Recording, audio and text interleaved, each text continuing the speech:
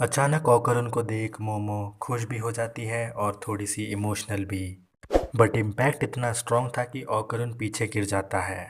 जीजी ज़्यादा स्ट्रॉन्ग है या ओकरुन ऑलरेडी एग्जॉस्टेड है डेथ वर्म से लड़ने की वजह से, ये तो आगे ही पता चलेगा। ओकरुन फौरन मोमो को वहाँ से लेकर कल्टी मार लेता है। मोमो ओकरुन को थैंक्स कहती है। ओकरुन कहता है कि मोमो हम बहुत बड़ी मुसीबत में फंसे हुए हैं। इतने में हम देखते हैं कि डेथ वर्म ज़मीन में छुपे हुए ही हल्की सी ओपनिंग से जहरीले स्पोर्स बाहर निकाल रहा है, जो लोगों को कमज़ोर बना देता है। ओकरुन कहता है कि अगर हम अभी यहाँ से बाहर नहीं निकले तो बहुत बड़ी मुसीबत में फंस जाएंगे। मोमो कहती है कि हम बाहर कैसे निकलेंगे, क्योंकि एस्केप रूट तो वहाँ ऊपर है, वही सील वाला कमरा जिसमें से गिर के ये सब यहाँ नीचे पहुँचे थे। वो ओकरुन से उस वर्म की वीकनेस पूछती है। वो बताता है सनलाइट। अंडरग्राउंड में रहने वाले कीड़े और कॉकरोचेस जर्म्स और बैक्टीरिया के साथ रहते हैं, इसीलिए वो अल्ट्रा वायलेट रेस को सहन नहीं कर सकते। हमेशा की तरह मोमो को तो कुछ समझ में नहीं आ रहा होता है। ओकरुन कहता है कि अगर सिर्फ मिस आया से आपकी बात है तो एक तरीका है आपको यहाँ से बाहर निकालने का। बेसिकली उसका कहने का मतलब ये है कि सिर्फ मोमो ही अभी वहाँ से बाहर निकल सकती है, उसकी एबिलिटीज़ की वजह से। वो कहता है कि हमारे पास टाइम बहुत कम है, अगर तुम ऊपर चली जाओगी तो तुम कुछ भी जुगाड़ लगा के हम दोनों को भी यहाँ से बाहर निकाल सकती हो। वो कहता है कि जीजी को मुझ पर छोड़ दो, उसे मैं संभाल लूँगा। सो प्लीज़ पहले तुम यहाँ से बाहर निकलो, उसके बाद हम दोनों को भी यहाँ से बाहर निकाल देना। वो ज़मीन पर लेट जाता है और अपने पैरों पे एक सोफ़ा रखता है और उसके ऊपर मोमो को बिठा देता है। वो पूरी ताकत से उस सोफ़े को किक करता है।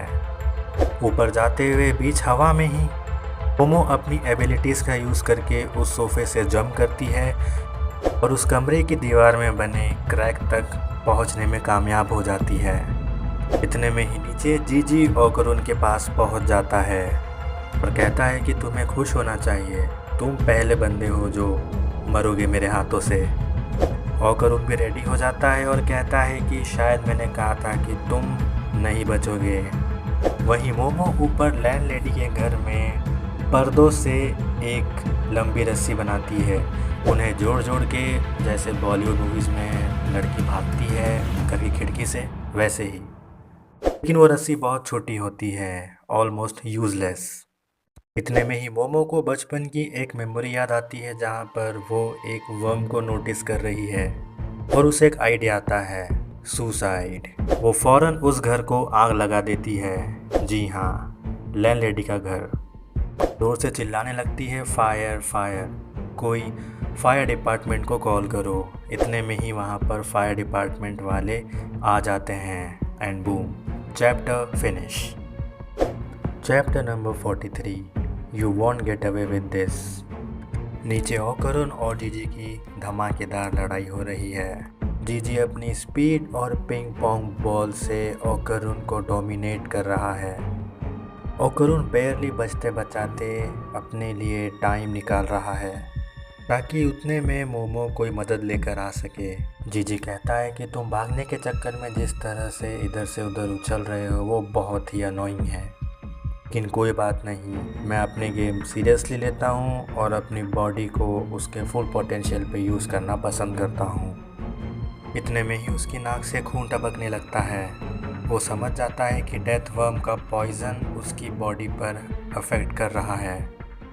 वो फाइट को वहीं रोकने का डिसीजन लेता है और ओकरुन को उस ही सेल में कैद कर देता है जिस सेल को उसने अपने आप को बचाने के लिए यूज़ किया था जब डेथ वर्म ने इलेक्ट्रिक शॉक मारा था।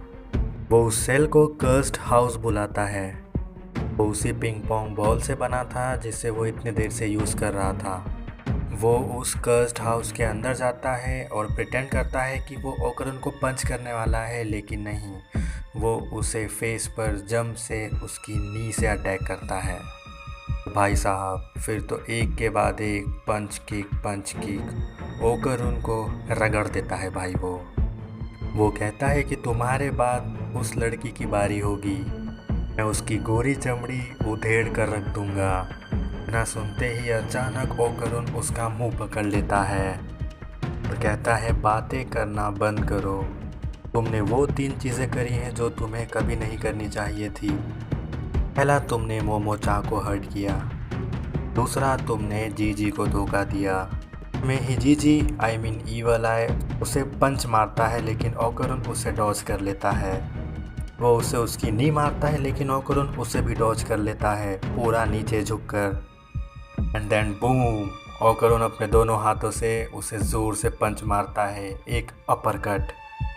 कहता है the kid gloves are off और फिर उसी मूव को लगभग 20 बार रिपीट करके, वो भी गिनती के साथ 1 2 3 से लेकर 20 तक काउंट करते हुए जीजी को रगड़ देता है भाई, ईवल आई को।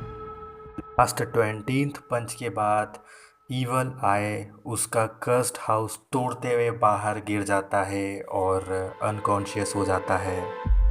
में ओकरुन कहता है उसकी तीसरी चीज़ लाई को नहीं करना चाहिए था, वो था उसे गुस्सा दिलाना, टू पिस हिम ऑफ।